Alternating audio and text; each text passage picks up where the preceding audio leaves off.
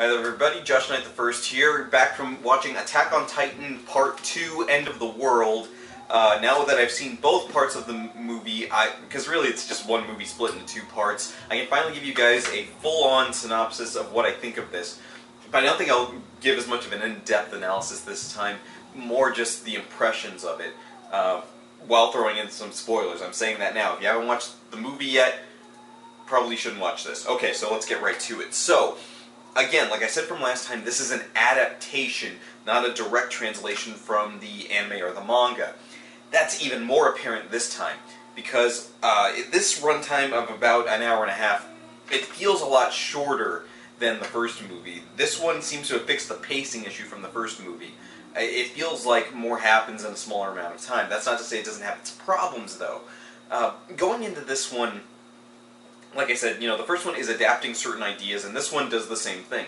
It adapts different ideas from the manga and kind of hints at them throughout the movie, but never fully develops them like they will in this upcoming season, or they have in the manga. Here, they take little bits and pieces, and since this is a movie adaptation, they think, well, what if we did X? And then they go in this very wide arc towards whatever the hell they're doing over here, and then they put that on the screen for you. And I'll explain how that works a little bit. So, the beginning of the movie starts out with a recap of the last movie, and because of the pacing issues in that first movie, the way they do the recap, you almost don't even need to watch the first movie. It covers every important point without any of the boring filler.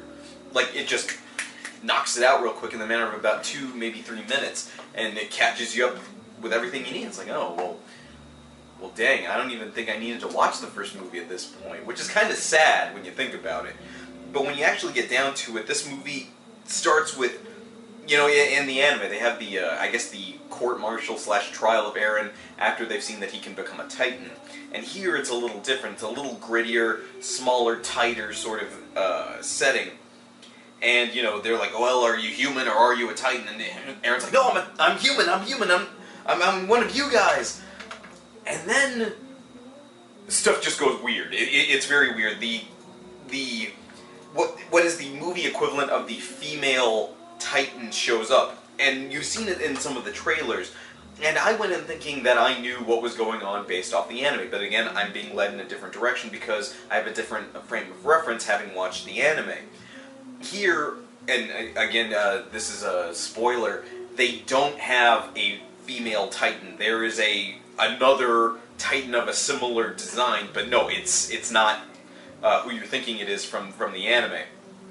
And it ends up kidnapping Eren and taking it away, leaving everybody else, kind of killing everybody off in similar fashion, with a swipe of the arm, much like the female Titan did. And then it goes into this weird sort of thing where they kind of reveal that Eren, they reveal to Eren, Captain Shikishima does. Captain Shikishima reveals to Eren that humanity, in fact, are Titans. Like, there were experiments done way in the past, and then they developed the process which turns humans into Titans. And that's kind of something most people came to the conclusion of, even if you haven't read anything. You just kind of figure. And from there, Shikishima presents Eren with this idea of the real threat to humanity is safety, is the walls, is the government, and he's very, anarchy-minded as far as, the world around him is concerned. He's like, you know what, join us, we're going to take down the system, and Eren's like, yeah, alright, you're offering me booze, so I can go with that. And it's like, it feels a little bit different than what you would think you would want in a movie like this. Much more so does it feel different than the source material that you're familiar with. What's left of the group that Eren was with decide, well, if we can, we're going to try and patch up the hole ourselves. We're going to find a bomb that is referenced in the first movie, reconfigure it, and then use it to patch the hole in the wall from the first movie. And what ends up happening is that group meets up with Captain Shikishima's group, and they butt heads, and then Shikishima reveals he's actually the bad guy in general of the whole thing. Like, hey, we're actually going to take that bomb from you, and we're going to take it into the capital, and we're going to go to the capital, and we're going to go to this wall and that wall, and we're going to tear it down. Yeah! Well, maybe not exactly that. But he's basically turncoating on them, and everybody's like, we're not going to let you do that. And then a couple more people die. it ends up being revealed, jumping ahead a bit, because a lot gets done, but you really don't have to put up with it. For the purposes of this movie, it actually is Captain Shikishima. Hi, Siren.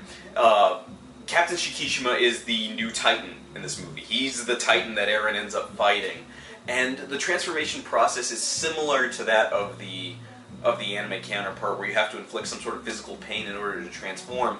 But here what happens is that Shikishima actually kind of impales himself on his own blade, not too dissimilar from how Eren does it towards the end of the first season, which kind of feels a little weird because you expect that visual from Eren, not necessarily from Shikishima, who they start to play off as the Levi counterpart for this, but really he's just kind of this amalgamation of different ideas for the movie. And so, he ends up fighting Eren. Eren ends up taking him out more successfully than his anime or manga counterpart with the female Titan.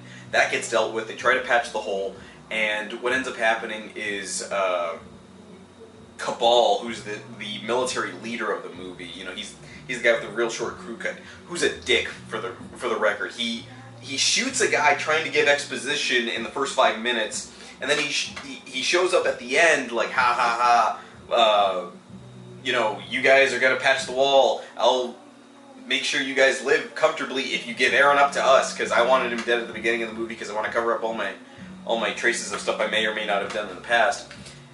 And sure enough, for the purposes of the movie, Cabal ends up being the Colossal Titan. And if you know anything about, stuff that happens later on in the manga, if you're only as concurrent with the series, you would know that the Colossal Titan is someone else who I won't reveal here. I don't want to spoil that for you guys, but as far as the movie's concerned, it's just another hour and a half that I've saved you guys here. Cabal ends up being the Colossal Titan, and so what's left of the core, Mikasa, Eren, Armin, Sasha, Jean, and Hans, or Hanga, her counterpart, end up having to take him on. And then it ends up with Shikishima ending up having to be the one to take him out. And then the movie ends on a very, very happy note, which is kind of weird, until you see, right after the credits, this stupid little blurb that leads you to believe that there's something even more behind the scenes going on, like this distorted voice saying, "Two subjects made it out. Oh, that makes them interesting. We're going to have to keep an eye on them," and then end. And it's like, what the hell was that? Like, we've already seen you've only made the 2 movies over here. You didn't plan for a trilogy. Like, what is that? It's kind of self-serving. At least that's the feeling I got from it. But as a whole, this movie, 1, solved the pacing issue, which I'm happy about. 2, it's entertaining, but that doesn't necessarily make it good. At the very beginning of the movie, it's not Eren driving the narrative along. It's actually Armin who's carrying the narrative for the first 15 minutes or so, which was kind of weird to see, but at least somebody was trying to keep the ball rolling, like, okay, what do we do now? Where do we need to go next? How do we stop this? I'm here to defend my friend. That was all well and good. It's weird what they did with Sasha, they made her more mute. Like, she hardly had any lines this time, and she makes more use of that bow and arrow than she ever would have in the anime. And it's alright, but I don't think they needed to make her as mute as they did. It's not like she couldn't speak, she just barely spoke.